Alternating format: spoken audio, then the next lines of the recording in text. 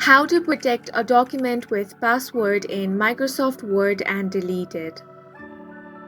Hi guys, welcome to our channel. Let's begin. The first step you want to do is open Microsoft Word on your laptop or PC. Then open the document that you want to protect. Now, you want to click on the File option. From there, select the option of Info from the left-hand side panel. Now you have the option of Protect Document from where you can control what type of changes people can make to this document.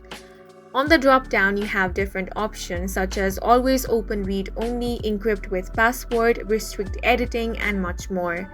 Select the option of Encrypt with Password. Here you will have to enter a new password. If you lose or forget the password, it cannot be recovered. Enter the password and click OK.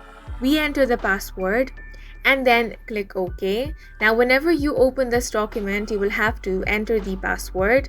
Let's say that you want to delete this password.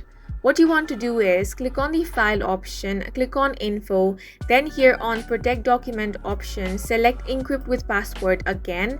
You want to select all the password and then remove it.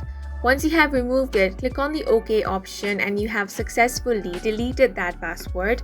And that's it for this video. If you found it helpful, please make sure to hit the like button and subscribe for more helpful tutorials.